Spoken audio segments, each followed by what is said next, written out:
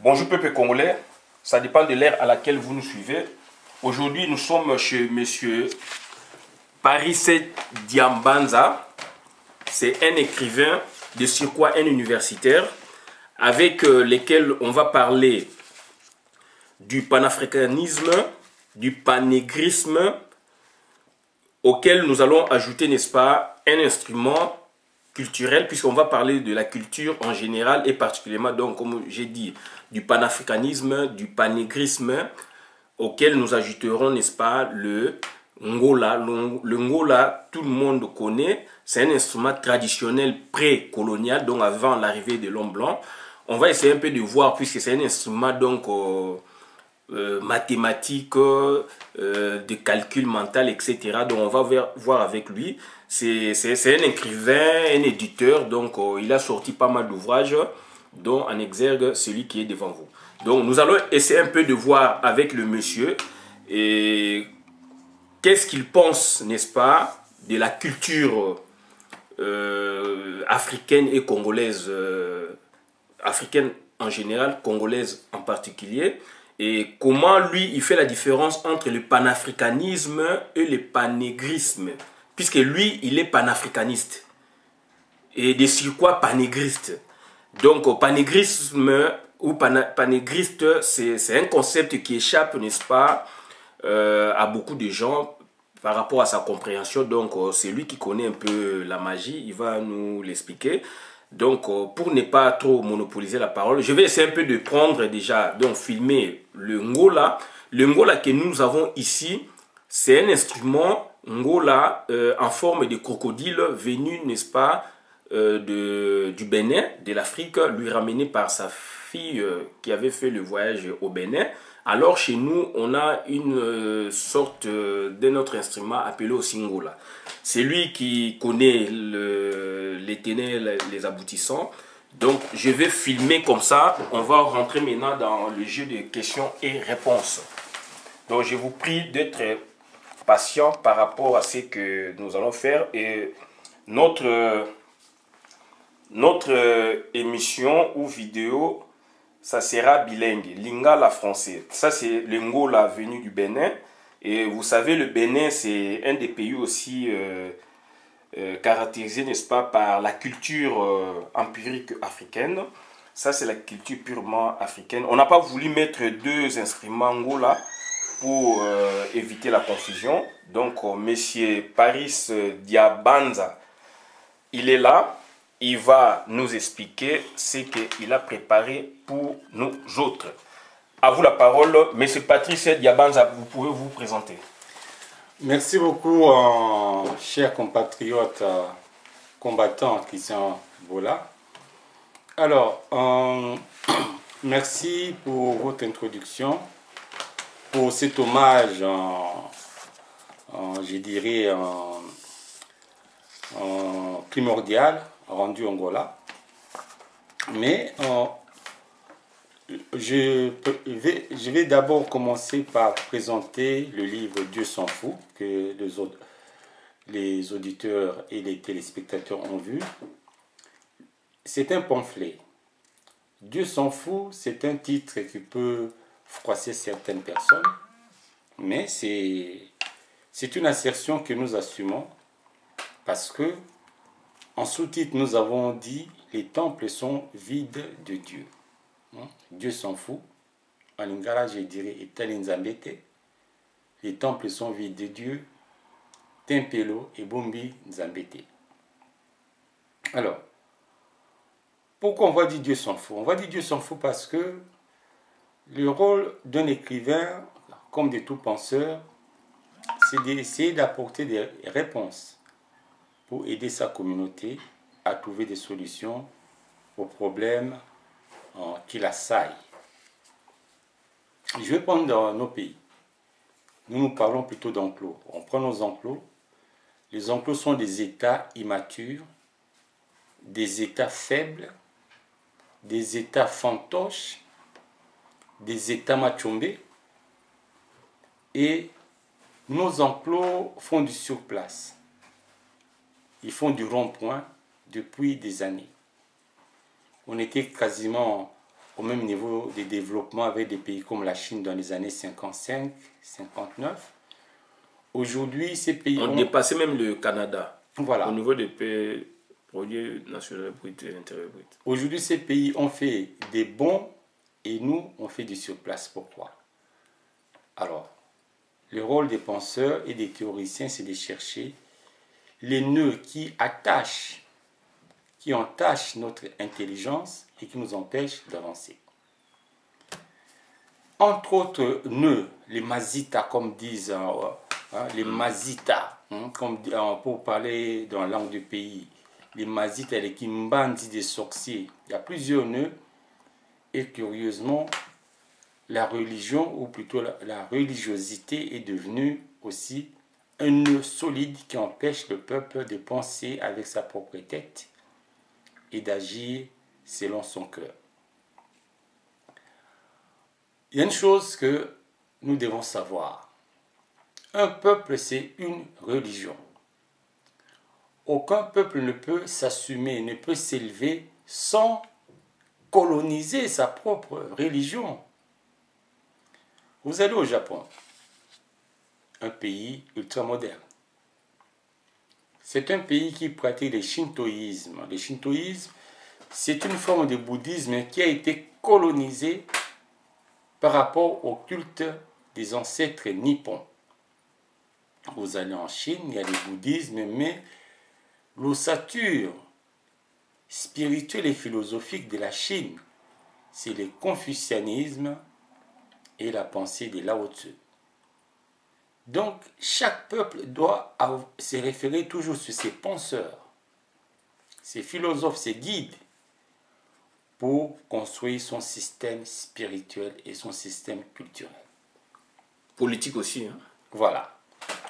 Et quand vous passez en Inde, il y a l'hindouisme, le brahmanisme, d'autres cultes du terroir hindou.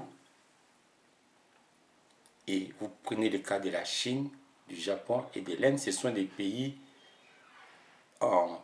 puissants pour le Japon et émergents pour la Chine et l'Inde, sur le plan technologique et économique. Nous prenons les pays arabes.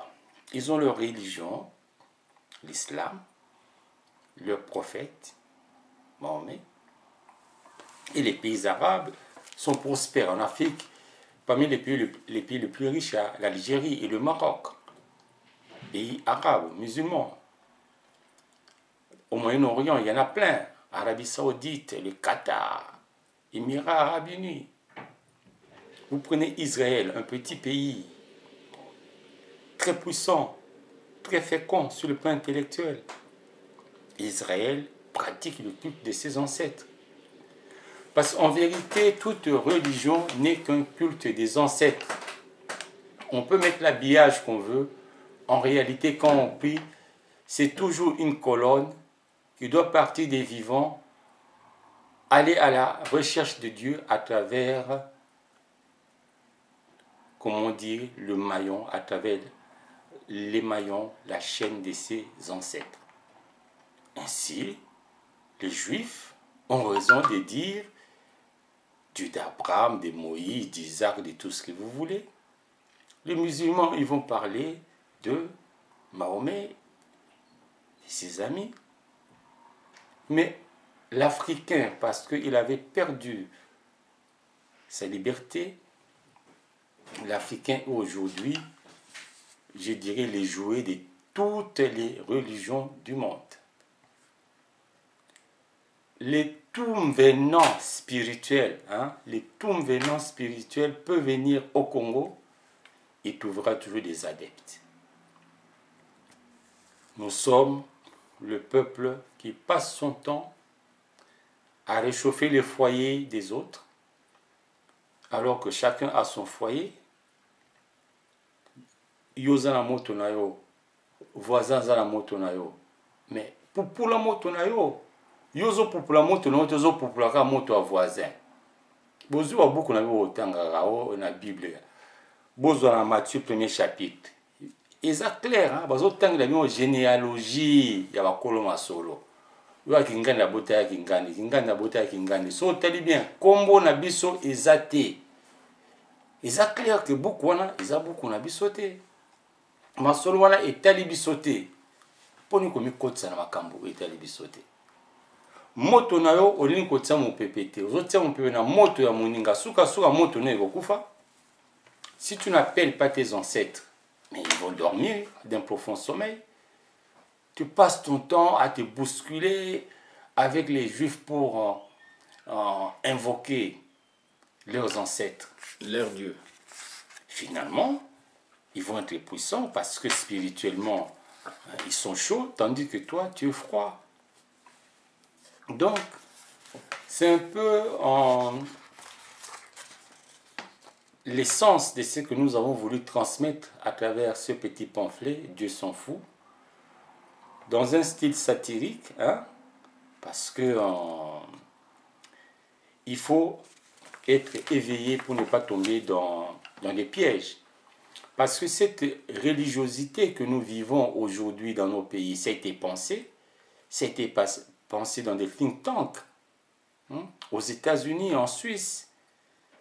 Comment faire pour retarder les Africains? Il y avait le deuxième choc pétrolier des années 77 qui avait appauvri les économies du monde, notamment africaines, et l'Afrique surendettée à l'époque devait payer. Et là, on a commencé à mettre des plans d'ajustement structurels. Ouais. Donc c'était quasiment, on vient récupérer l'argent prêté en revolver sur la tempe. À partir de ces moments-là, on a imposé à l'Afrique des plans drastiques. On a commencé à connaître pour la première fois des fonctionnaires qui ne sont pas payés. Donc tout cela risquait de provoquer une révolution sociale. Et pour anticiper cette révolution sociale, dans les think tanks aux États-Unis et en Suisse, on a pensé l'œuvre que moi j'appelle l'œuvre de surchristianisation. Donc, c'est toutes ces églises des réveils qui ont été créées un peu partout. Vous avez vu, on a commencé à prendre certains Africains qu'on a invités en Suisse, aux États-Unis, faire des séminaires, ils rentraient, devenaient pasteurs. Subitement, des gens qui étaient désargentés avaient les moyens de se payer des studios de musique, des instruments de musique. Ils ont commencé à créer ces genres de musique que vous appelez la musique chrétienne. Et le but de tout ça, c'était évidemment de donner l'opium au peuple pour l'endormir. Parce que la situation sociale était devenue intenable. L'Afrique devait payer des dettes qui n'ont jamais profité aux populations. L'Afrique devait payer, et l'Afrique incapable de payer, l'antidote c'était les églises dites des réveils, mais qui sont des véritables officines de sommeil. Au lieu que le peuple soit conscient que sa situation est mauvaise, il doit s'engager politiquement, il doit s'engager dans des syndicats. Non, le peuple s'est réfugié dans les églises. Et ces églises, par la force des choses, ont produit aussi une grande délinquance. Beaucoup de pseudo-pasteurs n'ont des pasteurs que le nom. Beaucoup sont des commerçants qui vendent du pipeau. Beaucoup sont des gens qui sont des manipulateurs en psychologique. Il y a beaucoup de manipulations. On vous montre des choses extravagantes, mais qui sont des montages. Quelqu'un va dire oui, Nabimisi, Mbisi, Nalibouma, mais Mbisi, on les a congelés, Thompson congelé, mais quand même, il ne faut pas être stupide à ce point-là. C'est pour ça l'antidote de tout ça, c'est l'Angola que nous avons mis devant vous. Voilà, c'est l'Angola. Donc l'Angola est là comme un instrument pour trancher, pour nous donner matière à réflexion, pour revenir, n'est-ce pas, aux sources. Et monsieur Paris Diambanza, nous voudrions vous demander, vous poser donc des petites questions ou de vous-même, si il y a moyen de faire le parallélisme entre le panafricanisme et le panégrisme, puisque là, vous rejoignez, n'est-ce pas, le concept idéal du Ngola que nous on a présenté, donc c'est votre instrument d'ailleurs, c'est en forme de crocodile, c'est un instrument tout africain sait jouer le Ngola, puisque moi, j'ai joué au Ngola en tant qu'enfant, on faisait ça donc dans la terre, on jouait le Ngola et c'est un instrument qui vient avant la colonisation. Et comment remédier à cette situation? Et avant d'en arriver là, s'il y a moyen de nous faire le parallélisme entre le panafricanisme et le panégrisme, puisque ici il y a des mouvements de panafricanisme, des panafricanistes, il y en a pas mal. Et puis le panafricanisme, moi j'ai dit, c'est du sommeil profond du point de vue politique, puisque on n'a pas les mêmes visions avec tous les panafricanistes éparpillés dans le monde. Puisque les Africains, ils ont une sorte de leur panafricanisme par rapport aux Européens, par rapport donc aux Américains. Et l'Amérique étant vaste, il y a l'Amérique latine et l'Amérique c'est ci, l'Amérique c'est ça, donc il y a des visions controversées.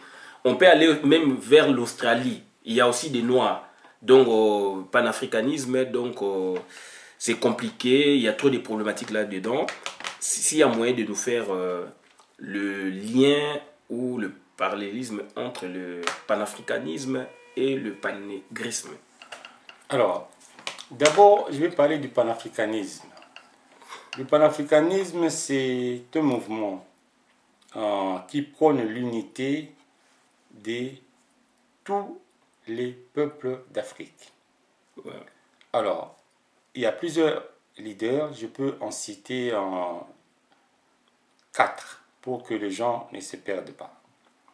Il y a d'abord Marcus Garvey, qui est le théoricien, ouais, qui avait fait le mouvement Back to Africa dans les années 20 et qui appelait les gens, les anciens esclaves, à revenir en Afrique pour construire une grande nation nègre.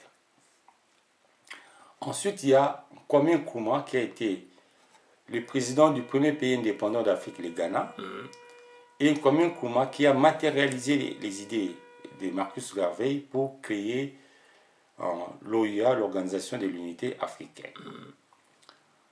En troisième position, comme leader, il y a Cheikh Anta Diop, le savant sénégalais, qui a donné au panafricanisme un fondement culturel et historique en rattachant l'Afrique à sa matrice naturelle qui est l'Égypte pharaonique. Donc pour Cheikh Anta Diop, il fallait construire un État fédéral d'Afrique, mais sur le plan scientifique, il fallait révolutionner l'école pour l'asseoir sur les fondations que les ancêtres ont laissées depuis l'Égypte pharaonique et la Nubie. Donc il y a ces 3 leaders. Et le 4e leader sur le plan trivial, je peux dire quelqu'un comme Bob Marley, a été aussi un leader qui a chanté, qui a véhiculé le message, quoi. Voilà, le message du panafricanisme. Par la chanson. Voilà. Alors, le panégrisme, je peux dire que c'est un mouvement, c'est un sous-multiple du panafricanisme.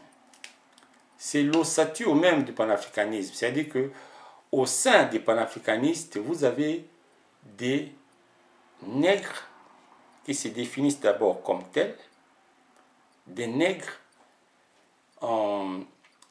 qui veulent faire un monde des nègres. À eux. Voilà, les panégristes, ce sont, je dirais, des suprémacistes nègres.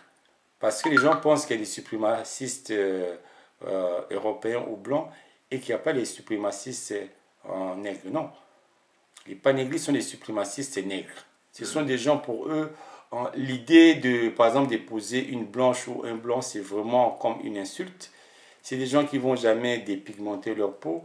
C'est des gens qui vont jamais, comment dire, essayer de se coiffer comme les Européens. C'est des gens, même parler une langue non africaine, pour eux, c'est vraiment une concession très, très difficile. Je dirais, on peut dire, ce sont des radicaux. Ce sont des radicaux qui portent fièrement leur négritude. Et le fondateur du panégrisme, est-ce que vous pouvez nous en citer deux? Puisque moi, je peux dire Senghor et donc Aimé Césaire. Je ne sais pas si j'ai raison. Senghor et Aimé Césaire, est-ce qu'on peut le considérer comme panégriste? Non. Ce sont des auteurs qui ont contribué à cette fierté, à cette rédemption culturelle du noir. Aimé Césaire et Senghor, à travers leur mouvement de la négritude, mais ce ne sont pas des gens qui ont porté les panégristes. Les panégristes, ce sont des gens qui ne sont pas dans une démarche universaliste comme les Senghor étaient et les Césaire. Eux, c'est vraiment... ce sont des chantres d'un développement séparé. Chaque communauté s'organise en tant que telle, évolue en tant que telle. Et généralement, c'était le mouvement réprimé. Il y avait en France un indépendantiste martiniquais du nom de Paul Louis. Paul Louis fut parmi des gens qui étaient vraiment des panégristes. Et il a créé une organisation qui s'appelait Diaspora 2000 dans les années 80. C'est une organisation qui était très, très dynamique. Et nous, quelque part, dans notre prise de conscience, on a été aussi formés par ces gens-là. Donc, s'il y a un nom à retenir, c'est Paul Louis, indépendantiste martiniquais. Ok, donc c'est-à-dire, je pense, vous l'avez bien suivi, il a développé sa pensée, il est parti du livre et on a cheminé vers le panafricanisme, le panégrisme. Et maintenant, donc, nous revenons sur certaines notions qu'il a insinuées, n'est-ce pas, dans son développement. S'il peut nous brièvement expliquer la théorie de l'enclos Z, puisque j'ai lu son livre, quelque part, il parle de la théorie de l'enclos Z. Donc ça est là. Et puis dans son développement, je l'ai entendu parler de ça. S'il peut nous en parler, et puis qui êtes-vous? Vous, donc, Paris Diambaza. Donc, comment vous comprenez le monde par rapport à l'évolution socio-politique culturelle d'aujourd'hui et en tant qu'Africain congolais? Alors, la théorie de l'enclos. Enclos Z, c'est l'un des premiers ouvrages que j'ai publié ici en France. Enclos Z donnait déjà une forme de prémisse à la théorie de l'enclos. La théorie de l'enclos, il y a, je dirais, 4 idées fortes à retenir. La première idée est que quand vous comparez les États africains et les États européens, vous allez constater que en Afrique, il y a très peu d'États, il y a beaucoup plus d'enclos. C'est-à-dire? Un enclos, c'est quelque chose qui a l'apparence d'un État, avec un drapeau, hymne national, tout ce que vous voulez, gouvernement, tout ça. Mais c'est comme un fake, comme diraient les jeunes aujourd'hui. Hein? C'est un pseudo-État, un semblant d'État, ce n'est pas un véritable État.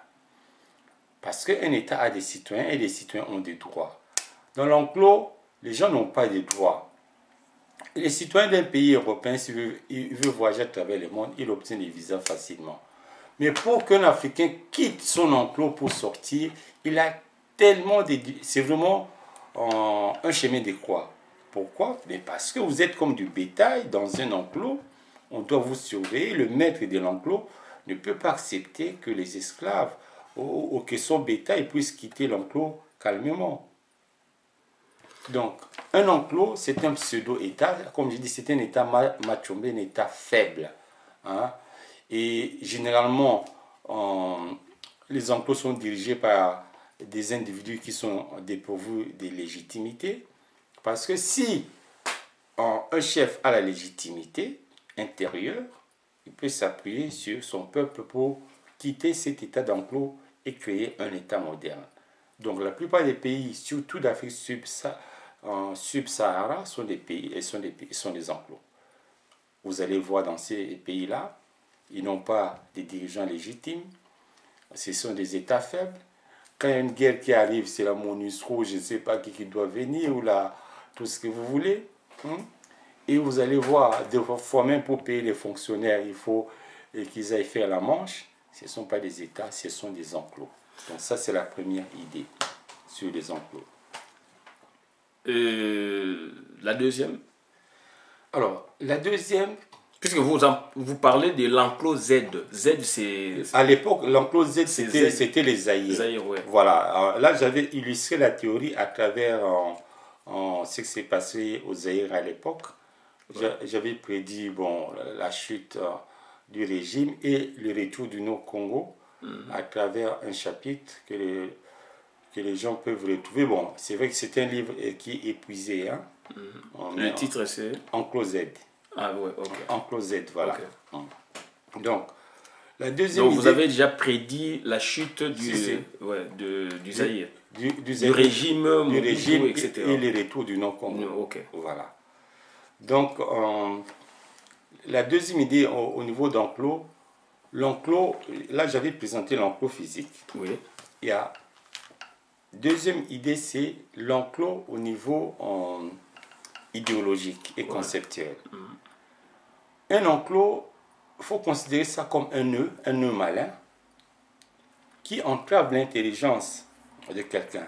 Et ça, les ita, les ita qui m'bandit pour na, bakanga chance na yo.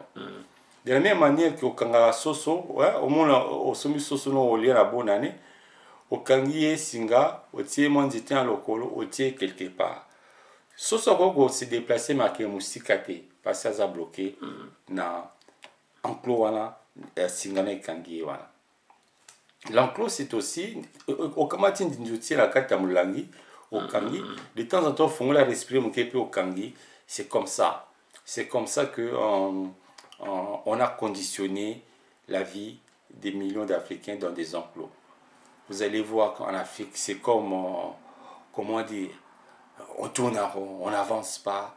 Les mêmes choses, les mêmes calamités, les coups d'État, les tricheries massives aux élections. Et on tourne en rond. Parce qu'en réalité, on n'est plus maître de notre destin.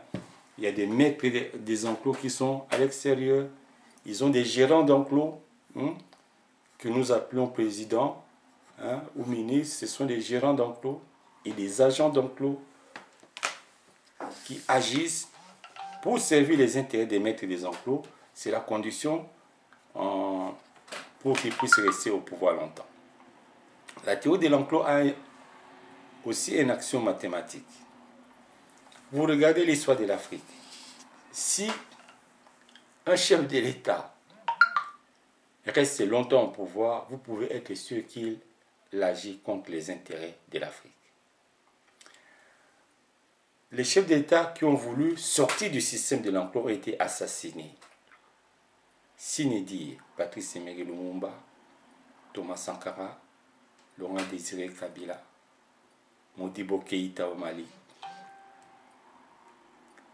Un chef de l'État qui veut sortir du système de l'enclos, illico assassiné. Quand un chef d'État reste longtemps au pouvoir, c'est mathématique. En Afrique, vous pouvez être sûr qu'il agit pour le service des maîtres des enclos, qui sont essentiellement les puissances occidentales. Bon, je ne sais pas si vous avez terminé. Je voudrais un peu ramener cette théorie pour la calquer sur l'Amérique latine. Puisque les deux continents ont été, n'est-ce pas, colonisés par les mêmes maîtres. Les mêmes maîtres, donc les Occidentaux pour la plupart des cas. Et moi, je voudrais qu'on essaie un peu d'éplucher sur la question de la liberté qu'on peut peut retrouver sur un cas et qu'on ne peut pas retrouver sur un autre, sur un camp et qu'on ne pourra pas retrouver sur un autre camp. Donc là, je fais allusion de l'Afrique et de l'Amérique. Donc l'Amérique latine, par exemple. Puisque en vous, je vois que vous êtes révolutionnaire et que les Américains, donc latinos ou les Américains du Sud, sont pour la plupart des cas des révolutionnaires. Et comment pallier à cette situation pour nous, Africains? Et comment concevez-vous, n'est-ce pas, cette théorie si on l'a calquée, n'est-ce pas, à l'Amérique latine? Est-ce que la théorie de l'enclos là-bas est présente? Elle est vraiment matérielle ou comment? Moi, en tant que panégliste, hein, Ouais. donc l'essor des autres peuples ne m'intéresse pas beaucoup. Mais ce que je peux dire, au niveau de l'Amérique latine, ils avaient connu des États fantoches aussi. Ouais. Mais ils se sont battus. Aujourd'hui, il y a une évolution intéressante, mais il y a des États qui sont encore sous la coupe des États-Unis. Même tous les combats qu'on mène contre les successeurs d'Hugo Chavez, c'est par rapport à ça. Ouais. On veut capter les États, avoir des dirigeants fantoches. Et c'est le combat qu'on mène en Amérique actuellement. Donc il y a des pays qui se sont émancipés, mais il y a des pays qui sont restés encore dépendants. Et les États-Unis utilisent aussi l'arme de la dette, hein, l'arme de la dette pour lier ces pays-là. Donc, par rapport à nous, on ne peut pas prendre modèle sur les Sud-Américains. Pourquoi? Il ne faut pas oublier qu'il y a un racisme sournois qui ne dit pas son nom. Ce sont les Européens entre eux qui dirigent ces pays-là. Les Indiens, souvent, sont dans une position secondaire. Donc, les Européens, entre eux, ils peuvent avoir des arrangements. Le génocide est toujours pensé par rapport à ceux qui sont d'une autre race. Ce sont des choses qui ne se disent pas, mais en réalité, le racisme, c'est l'idéologie qui domine. Ça ne se dit pas, mais c'est l'idéologie qui domine. Il n'y a pas eu sur le plan philosophique un changement radical. L'Europe est restée depuis sa nuit antique, depuis la Grèce et la Rome, l'Europe est restée une société esclavagiste et ça n'a pas changé. Pour eux, le modèle, c'est il faut toujours qu'il y ait une masse d'esclaves qui permettent à une aristocratie de vivre très bien, servie par une classe moyenne qui protège les intérêts de cette aristocratie. Ils sont dans ce modèle, ils n'ont pas changé. La Grèce était une société démocratique, hein, mais c'était esclavagiste. Ce qui s'est passé avec les conquêtes, ils ont mondialisé l'esclavage de telle manière qu'ils pouvaient mettre fin à l'esclavage en Europe en étant sûrs de les gagner ailleurs. Vous voyez donc, le combat que nous menons, c'est un combat qui demande non seulement de la clairvoyance, mais surtout de la mémoire.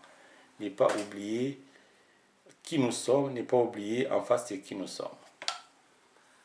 Oui, comment déjouer tous les contours et pièges mis par les puissants, les maîtres du monde, pour s'en sortir, par exemple. Et que pensez-vous du Congo, de notre pays? Deux questions. Alors moi je pense, c'est pour ça que j'ai sorti ces beaux spécimens d'Angola. Oui. Je pense qu'il faut avoir d'abord confiance en soi. Je vais vous donner plusieurs exemples. On va dire par exemple un pays comme le Congo, on a dit non. Si vous voulez être congolais, Ouais. la nationalité congolaise est exclusive. Ouais. Mais vous avez vu dans la classe politique congolaise, les nombres de gens qui ont double et triple nationalité. Ouais. Donc vous avez des leaders qui n'ont pas foi au Congo. Si tu veux être un leader du Congo, respecte les lois du Congo. Ouais. Si vous avez des leaders qui n'ont pas la foi, nous on a vu en 98, on était au Congo, toi et moi. quand il y avait la guerre d'agression ougando-rwandaise.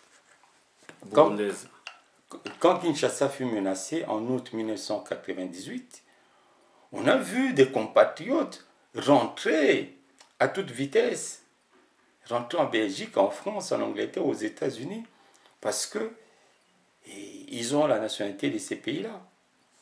Nous qui n'avons que la nationalité congolaise, on n'avait pas d'autre choix que de rester et de protéger notre terre. C'est ce que nous avons fait. Parce que la nationalité, ce n'est pas une commodité administrative, hein? C'est une mystique. C'est là ta nation. Tu as un lien direct, spirituel avec cette terre que tu as le devoir de protéger. Et quand tu dis la solution, c'est quoi? La solution, c'est il faut véritablement que les gens prennent conscience de ce qu'on appelle une terre. Nous avons une chance inouïe d'avoir une terre comme le Congo. Nous avons de l'eau douce à profusion. Nous avons des forêts. Nous avons des hommes et femmes. Nous avons une histoire riche. Mais, qu'est-ce qui nous manque? Il nous manque la mémoire, il nous manque la méthode. On est un peuple amnésique. Et comme on n'a pas la mémoire, on n'a pas la méthode, eh bien, on verse dans tout ce qui est paralogique. Vous allez voir au Congo, la plupart d'hommes politiques considèrent les pays comme une COP. Non.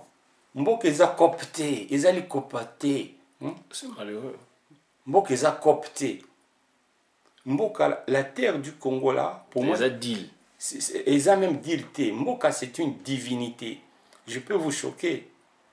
La terre du Congo est plus importante que Nzambé. Parce que il y a un Nzambé, vous avez un couteau hypocrite. Toko pesa au kazo vivre à 1000 ans. Jamais on met la tina Nzambé ou au kabulana et dendon. Aux hommes, Moutou dit que Dieu n'existe pas, il n'a pas tort. Or, lui que Dieu existe, il n'a pas raison. Il faut pone de tokima mboka na biso to vanda na poto. Mundele à un moment donné, malgré ma mais à un moment donné, Mundele a été obligé à ça la débat dans la question nyonso tout sans tabou. Biso to nga débattre. Ah débat comme on a makofi kangami. Mais non, mais non. Pour compléter même, donc ça c'est une observation que Ngaïpe na sala yango. La plupart, il y a des dirigeants à la Deuxième République, na mona bango ba débattre vraiment ma capacité. Na mona bango ba sala ba débat ma capacité. Échanger atalelo échanger oui, c'est ça, échanger Donc les rares au ba sala ba débat, ezalaki batu au ba sala ki période il y a démocratisation de ba fungoli. Mais au tout mona ki au ba régner qui na pouvoir à Mobutu, ba débattre boyer, non, ce sont des gens très faibles.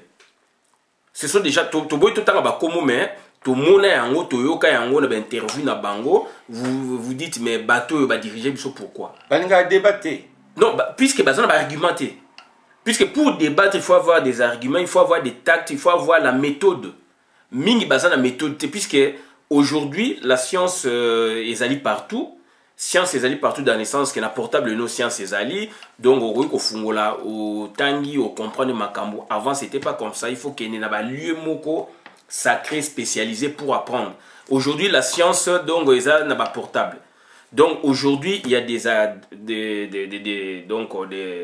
autodidactes oyo soko salaire yo université yo au kwei.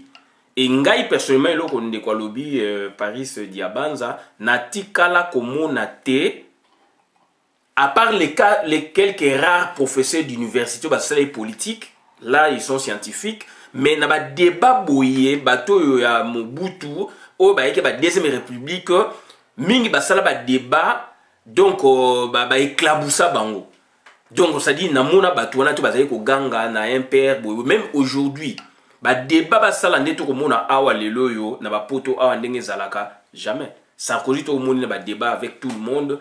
Hollande débat avec tout le monde. Pour citer que le président là, mais il dit non, il y a des membres de parti politique qui débattent avec tout le monde.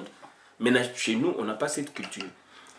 Donc, M. Diaban, avant que nous passions, n'est-ce pas, sur le cas Angola, puisque là, ça requiert des explications que vous avez. Donc, c'est vous qui détenez la magie. Et je ne sais pas si vous avez encore quelque chose à rajouter, comme ça, sinon on passe sur le Angola.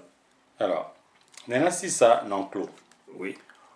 Au moins, ceux qui ont un biboué no boko laga, au kanga bon na kata enclos na kata lopango. Oui. Ceux qui mikonyo sont fait ça pondu aller à bien. Ou comme ceux qui disent botiki porte ya lopango ya ofongama. Bata bana ba obima wa kepenza pembeni bale bale matiti ya kitoko. Mo kama na poka bango wazungi na kata lopango ba ko komizongisa. Yenko bandeni. Ba conditionnaka biso pona to koma ba enclosar ba umbu na bango seko. Mais mundela kei o moninga na didi mominga lwaka mutatia na mabolongo esa kenda me yo tikala ofuka mapona ni. Voilà. C'est compliqué. Mundela za su na sima biso tena fimbu mais biso moko to koma ba agent actif pour entretenir aliénation, pour entretenir ba stratégie ozo mema biso na kufa, pour entretenir échec na soni ya bamboka na biso. Donc likambo ya onazwa ya enclos eza likambo échec pardon na kata ote échec pas na biso comme normal. Voilà. Donc pauvreté pas na biso comme normal.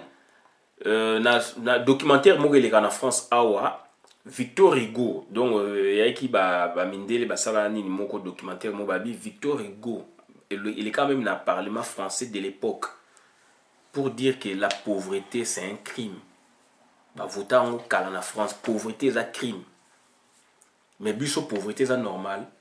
Magamabe c'est normal. Autant la balabala hein. Ata fololo ya pamba mutalo na te kaka ba fulu non mokili kozala bongo te miso eza na besoin biloko ngeli miso a besoin et mon biloko mo ezo pesa inside. En fait c'est la nature même profonde de l'âme. Ouais. L'âme aza quand même na moi souvenir mo etikala na ye ke esika uta molimo uta esika quand même a bien et molimo eza na posa pe ke tango eza na kata nzoto moto etambola pe bisika bien amona fololo amona banzete amona mai kitoko amona bato pe kitoko na makambo kitoko omoni. Donc likambo oyo enclos nde na lobi kobosana te bete lo totangi pe mais les enclos na sens nini surtout neti na mboka na biso totondi pe ba professeur université ba maelete mais bien sûr. Donc faut bolongola ba complexe non surtout bozalaka na o aza ingénieur muta ko za ingénieur mazazoba. Oui. Aza ingénieur a eu domaine na e même akamu suso mokili aza kizengi. Un intellectuel illettré. Voilà. Donc to longola ba nini biso na organisation na biso to kola awa ya combat to benga ba certificat d'aliénation. Il y a beaucoup de diplômes aux ozwa yozo kansozo baksama yele mais en réalité bazande ko pesa idéologie pour obana ko bimisa ba argument ils défendent des systèmes d'exploitation. En fait, on vous conditionne pour que vos raisonnements ne puissent que légitimer les systèmes qui vous oppriment et qui vous exploitent. Donc on devient des automates intellectuels. Véritables. Voilà. Au moni en termes d'idées, mais j'ai la chance d'avoir été un peu à l'université et d'avoir fréquenté assidûment, je dis bien, l'organisation à combat, le centre de recherche, le mouvement alternatif. Quand vous parlez des organisations de combat, organisations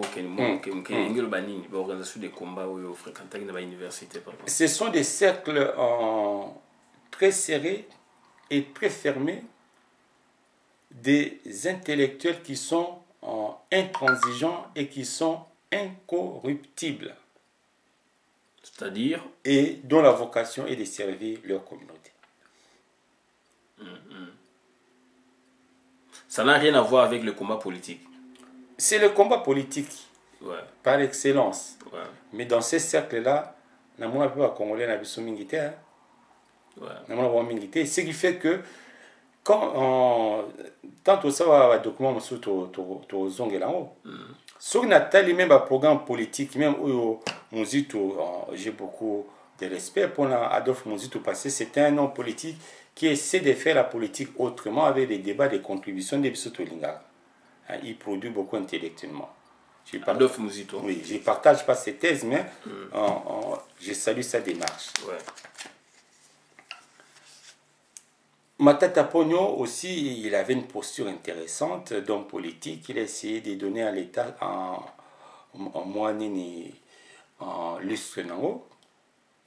Mais le document utilisé pour le Kamba Congo en 10 ans, on a bien DSCRP, document stratégique. Ouais, DCRP, oui. Voilà, document stratégique pour la croissance et la réduction. Ouais, moi j'ai étudié ça en Master 2, Paris 11. Donc voilà, donc droit, économie, gestion. Voilà, il y a un cours communément appelé pensée économique. Dedans, il y a la DCRP. Enfin, le DCRP, voilà, document. C'est un document. Nathan nous sommes balés, mais sur tango yo kamawa.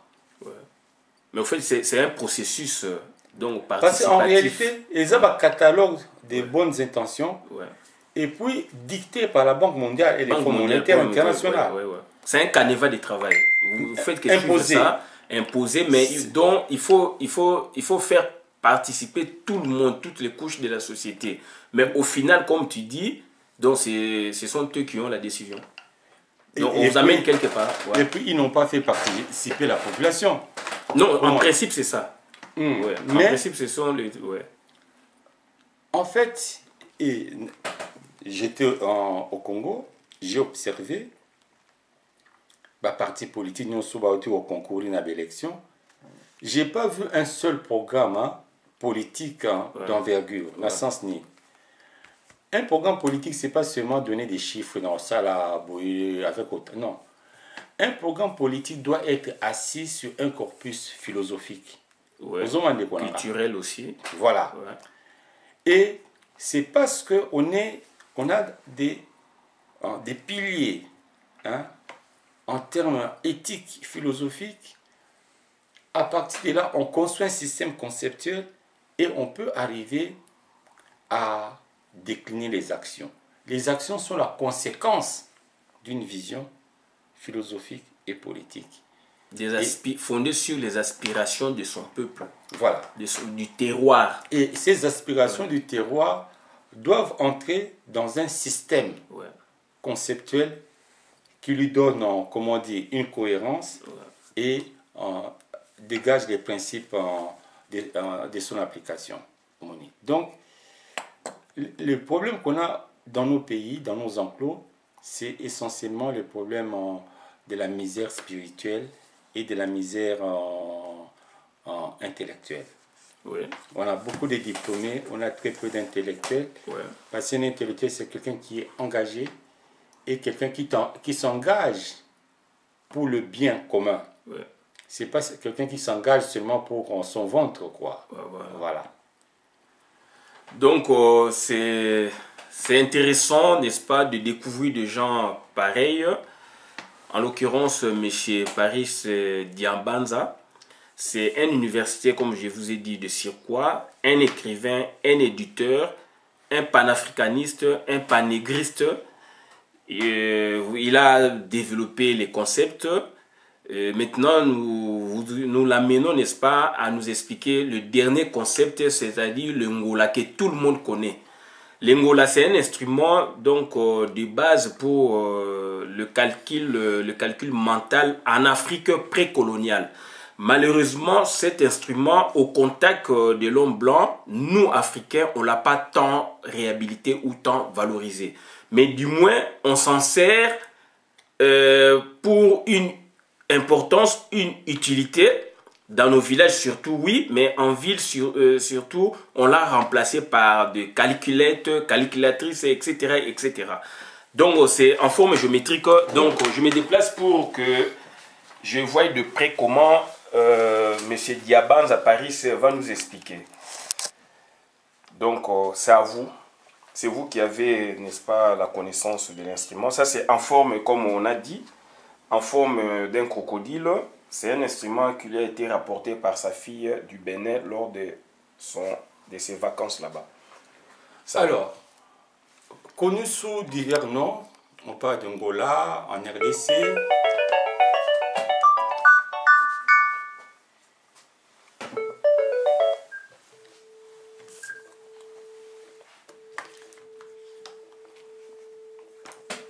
Connu sous divers noms, Angola en RDC, Songo au Cameroun, Kimpuka en Angola, Kibuguzo au Burundi, Kisoro chez les Yakoma en Centrafrique. L'Angola, appelé aussi Awele en Côte d'Ivoire, c'est un jeu de réflexion multimillénaire. C'est aussi une grille de calcul comme vous avez dit. Alors, c'est un jeu qui trouve ses origines vraiment à la genèse de l'humanité. En Égypte pharaonique, on considère que c'est le pharaon Narmer qui a donné cet instrument à son peuple pour lui donner les règles sociales. Parce que l'Angola, c'est une grille pédagogique. L'Angola est une grille pédagogique où on peut faire l'apprentissage de la chasse, de la pêche, de l'agriculture, essayer de modéliser des calculs. Par exemple, je peux vous faire un calcul de série simple. Je vais faire une série. Je ne sais pas si vous arrivez à voir.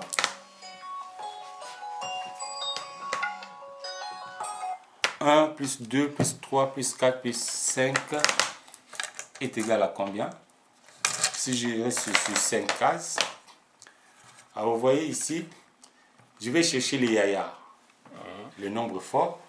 Les yayars, c'est le nombre fort. Sur cette... Ça, c'est en quelle langue, les yayars? En lingala. Ouais, ouais, ouais. 1 plus 2 plus 3 plus 4 plus 5. Ouais. Leur yaya, leur grand frère, c'est les 5. Ah, yaya, oui. Voilà, de la série. Ouais. Et au milieu, j'ai les 3. Ouais. Donc, si je veux faire la somme de cette série, je cherche les yaya et le milieu. Donc, ça fait yaya fois 4. 5 fois 3 est égal à 15. Alors, pour vérifier, je vais me rappeler que l'Angola est un jeu des jumeaux. Donc, je vais jumeler des cases. 1 plus 4 est égal à 5. 2 plus 3 est égal à 5. J'ai 3 cases de 5. 3 fois 5 est égal à 15. Et ce principe-là, yaya fois 4, même si ma série monte jusqu'à autant de chiffres que vous voulez, la formule reste rigoureusement exacte. Lorsque vous avez une progression arithmétique. Donc ça, c'est un exemple simple qu'on a pu donner. Mais l'Angola aujourd'hui a été numérisé. Vous pouvez jouer sur ordinateur.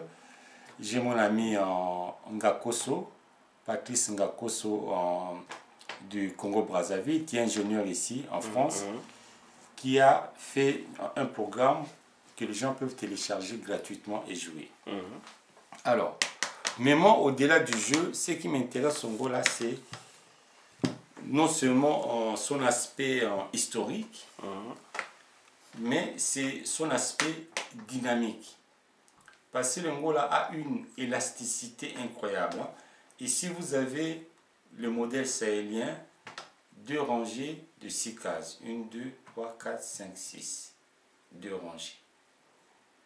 Mais le modèle que nous avons en Afrique centrale, c'est le modèle équatorial des 4 rangées de 8 cases que vous allez filmer tout à l'heure. Et l'Angola a plusieurs atouts.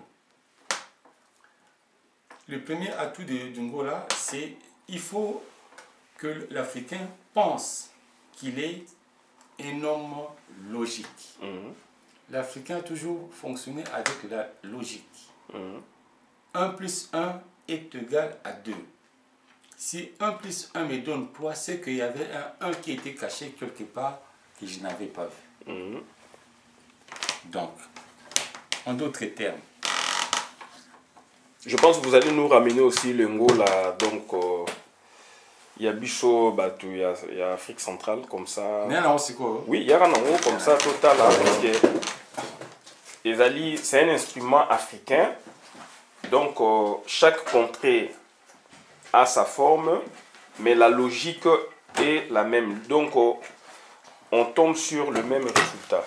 Voilà. Ça, c'est le Ngola. Ça, c'est typiquement. Ça, c'est le modèle équatorial, ouais, qui vient de la RDC. Voilà. Voilà. Ça, c'est le modèle de chez nous. Mais il y a le même principe pour jouer Ngola. Il y a combien de grilles là? Ici, il y a 4 rangées. 1, 2, 3, 4 de 8 cases. 1, 2, 3, 4, 5, 6, 7, 8. Voilà.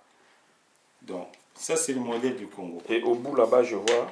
Ça, c'est des cases juste pour charger les grains. Ce ne sont pas des cases qui font partie du jeu. Okay. Voilà. Ici, ça, c'est juste l'aspect sculptural, quoi. Ouais. Alors, pour jouer en gros, là, il y a 3 principes. Le premier principe, c'est la solidarité. Si je décide de jouer une case donnée, je dois prendre toutes les graines qui s'y trouvent. C'est ça la solidarité au départ. Vous ne pouvez pas prendre 2 graines et laisser une, non. Vous voulez jouer une case, toutes les graines sont comme liées. Vous devez les prendre toutes. C'est le premier principe du Ngola. Et ce principe a des implications stratégiques. Le deuxième principe, c'est le partage équitable ou l'équité. À chaque fois, on doit déposer une graine dans une case et jusqu'à la dernière graine. Ça a l'air simple en termes d'économie du jeu, mais ces 2 principes vont permettre de jouer à toutes les variantes du Ngola. Solidarité, équité, et ce sont des principes, je dirais, en mécanique et éthique. Et puis il y a le troisième principe qui est beaucoup plus en mécanique, c'est le vide. Le vide arrête le mouvement. Ouais. Mais solidarité, équité, si on ramène ça, n'est-ce pas, à la société, à proprement parler, c'était pour se mutualiser davantage ou c'était... Voilà. C'est contrairement à ce que les Africains croient. Ouais. On n'a pas été toujours des gens avec un esprit communautaire très développé. Si vous lisez bien les mythes de l'Afrique, vous allez voir qu'au contraire, l'Africain avait une démarche d'éloignement. C'est-à-dire que les enfants d'une même famille devaient chacun aller construire son village. Les Africains, puisque le village s'est déplacé. Ouais. Voilà, les Africains n'aimaient pas trop que les gens restent ensemble à cause du tabou de l'inceste. Les gens aillent loin. Il fallait et en s'éloignant, les Africains devaient arriver à perdre la solidarité nécessaire. Ce n'est que lorsqu'il y avait des grandes tragédies, soit une grande épidémie qui demande de regrouper les intelligences et les moyens, soit la crainte d'une invasion, c'est là. La solidarité, c'est une contrainte qui s'est imposée pour survivre et durer. Donc, il a fallu mettre en place des mécanismes pour que la solidarité soit un principe fort.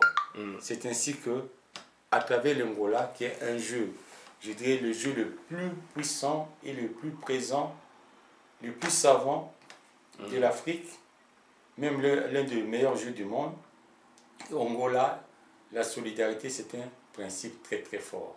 C'est le premier principe. Pour jouer, il faut respecter ces principes. Pour construire aussi ces stratégies, il faut être capable de savoir toutes les implications de la solidarité. Bon, en conclusion maintenant, puisqu'on est arrivé presque au bout de notre parcours, qu'est-ce que vous diriez, n'est-ce pas, puisqu'on est parti du livre de Dieu s'en fout, Angola, en passant par le panafricanisme, panégrisme, de la théorie même, donc sur fond de la théorie de l'enclos Z. Et qu'est-ce que vous préconisez, n'est-ce pas, pour les Africains par rapport aux contours et aux pièges tendus par le maître, entre guillemets, le papa blanc, donc les puissants du monde, comme je peux les appeler. Alors, je vais rappeler trois choses. La première chose, il faut que les gens réapprennent à souffler dans leur propre foyer, qu'ils fassent la paix avec leurs ancêtres, seul chemin vers le divin. Deuxième recommandation, c'est important d'avoir l'esprit logique et d'avoir de la mémoire. Si vous n'avez pas l'esprit logique, si vous n'avez pas de mémoire, vous allez vous tromper d'ennemis. Ouais. Vous allez vous tromper d'ennemis. Nous, les Congo, nous sommes un pays convoité. Nous avons connu la guerre du cuivre qui nous a coûté Patrice Emery Lumumba dans les années 60, 17 janvier 1960, non 1961, 61, oui. 17 janvier 1961. Nous avons connu la guerre du coltan qui nous a coûté Laurent Désiré Kabila le 16 janvier 2001. Nous sommes déjà quasiment dans la guerre du cobalt, mais nous sommes discrets. Et demain, de l'eau. Nous allons avoir la guerre de l'eau qui nous est promise aussi, sans parler de la guerre du carbone pour notre forêt équatoriale. Donc, on n'a rien demandé, mais on a subi et on nous menace. On est toujours dans des difficultés. Donc, les Congolais, nous devons être conscients de ces dangers qui nous guettent et savoir que l'Angola, à travers les principes de solidarité, nous montre aussi le chemin. Nous devons être solidaires les uns des autres. On a des attitudes de l'échec. Le tribalisme, c'est une démarche qui ne peut mener qu'à la ruine du Congo. Il faut combattre le tribalisme sans faille ni complaisance. En même temps, il faut combattre... à Kinshasa, vous allez entendre, oui, mais c'est criminel, là, jeunes gens. À l'époque, ça ne se faisait pas. Oui, mais c'est criminel. Si tu es des listes, tu combats celui des lycées, tu dois savoir que Ndokia Congo et Zandeyo, vous les jeunes, c'est votre pays. À l'époque, à notre époque, ça ne se faisait pas. On était unis, donc les étudiants étaient qu'un seul homme. ISC, Issa, Bozan, Timba, Nzouzi, Mopia. Ah oui. Puisqu'il y a une partie... a inventé le commercial qui était là, qui c'est le marketing. Si vous avez c'est que vous prenez échec. Justement. Donc là, c'est vraiment un message fort que je lance à la jeunesse congolaise. C'est bien de critiquer les politiques, mais sachez que vous aussi, vous avez des comportements qui mènent à l'échec. Comment lutter maintenant pour garder les contacts avec les autres? Les autres, moi, je fais allusion aux pays voisins qui nous envient, puisqu'il nous reste 2 minutes. Si vous pouvez résumer. Les pays voisins qui nous envient, en tout cas, ils doivent savoir que la mémoire d'une nation ne meurt pas. Il y a des pays qui nous ont aidés, on a une dette. Les pays qui nous ont agressés, il y aura des voies judiciaires parce qu'ils vont réparer. On ne peut pas oublier les crimes qui ont été commis au Congo. Il y aura la voie judiciaire. L'Ouganda a été déjà condamné. Et l'Ouganda doit nous payer 14 milliards. Et puis le Rwanda et le Burundi aussi auront aussi leur facture pour l'agression. Donc, c'est heureux de trouver dans sa journée, dans sa vie, des hommes comme Paris Diabanza pour illuminer, n'est-ce pas, une journée, pour illuminer, n'est-ce pas, donc une vie.